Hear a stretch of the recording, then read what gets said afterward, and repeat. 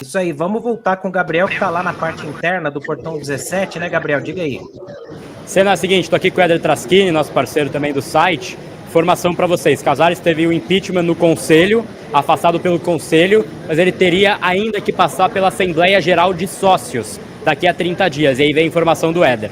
É isso, Senna. A informação que a gente tem é que é 99% de chance e Casares irá renunciar. Agora que ele perdeu no Conselho Deliberativo, ele vai antecipar o processo que iria ainda para a Assembleia Geral dos Sócios, aí por maioria simples, né? 50,1% já tiraria ele do poder, então agora ele anteciparia esse processo, renunciaria, isso deve acontecer até amanhã, e aí ele mantém ainda no Conselho, né? Ele não perde tudo que ele perderia no Conselho se ele fosse até o final do processo de impeachment. O novo presidente é o Arrim Assis, né? Empresário de 80 anos, e ele foi para a torcida, né? Esse foi o primeiro ato de presidente dele, ele foi saudar a torcida, foi isso, né, Éder?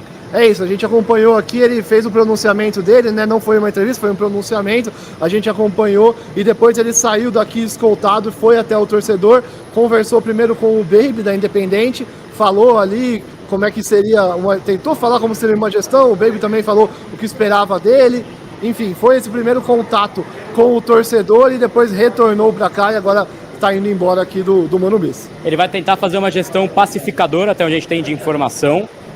Ele é um cara que tem diálogo com a oposição, diferentemente do Casares, né? Então ele vai tentar fazer uma gestão de juntar os pontos, incluindo organizada, torcedor comum. Vai tentar manter ali uma gestão menos caótica do que vem sendo aí o Júlio Casares. Qualquer coisa a gente volta para informar também. Tamo junto, Senna. Boa, valeu, Gabi, Éder também, tamo junto. Um abração para vocês aí.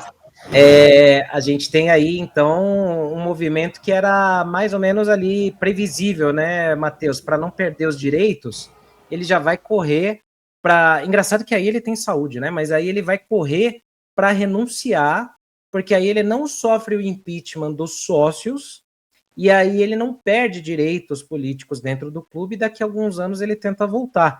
É uma manobra previsível, né? Porque a gente já imaginava que ele fosse fazer algo nessa linha, né, Matheus? Que você até comentou aqui. Mas, assim, covarde, né? Uma atitude muito covarde, né?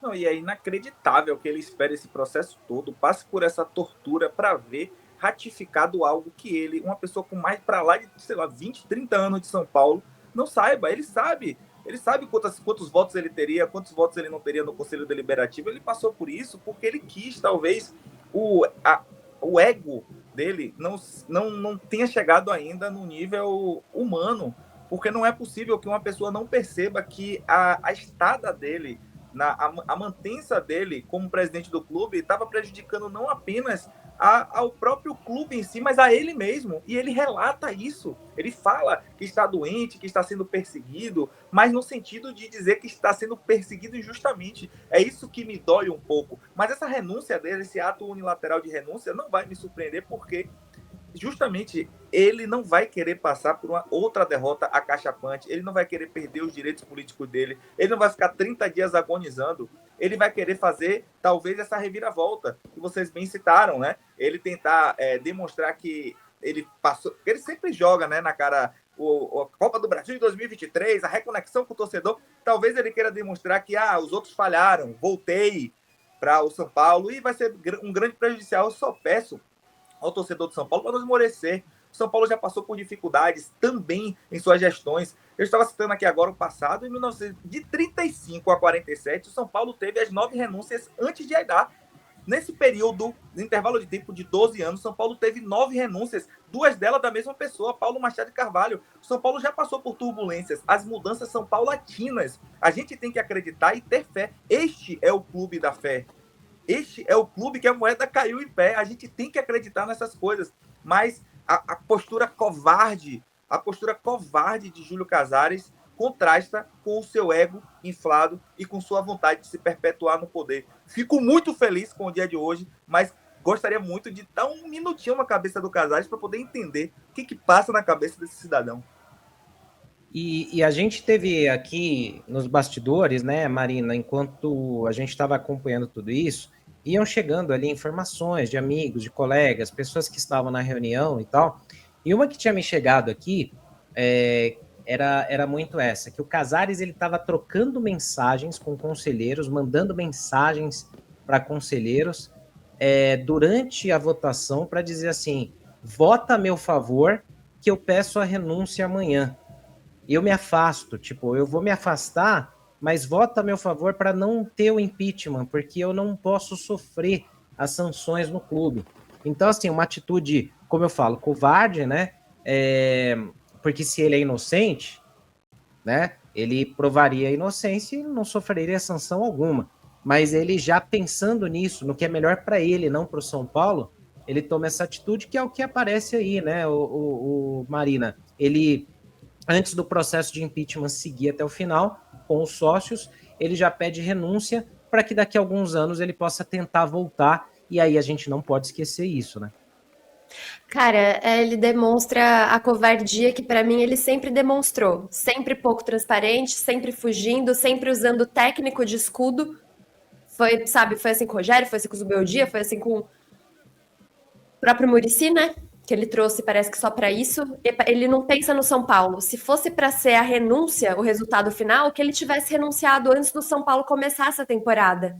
Porque daí ia dar um tempo do São Paulo ter um mínimo ali de saber o que ia acontecer com ele clube, né? E porque aí agora, depois, não. Ele ainda acreditava, o cara vive numa bolha.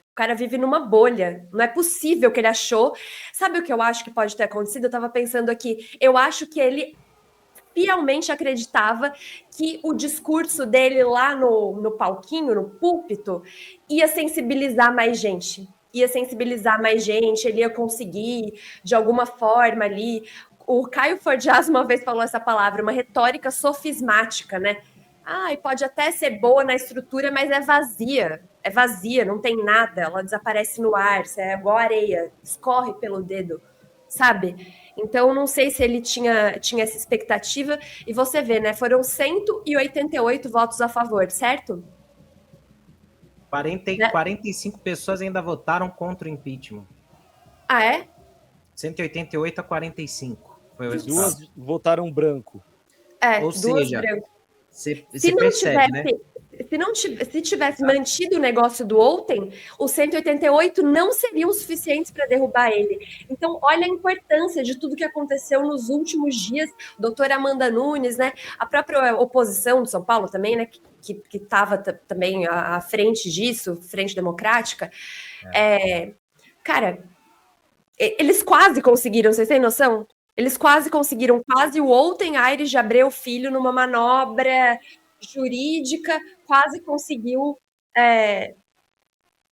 que isso não acontecesse hoje. Que ele passasse pune pelo Conselho Deliberativo.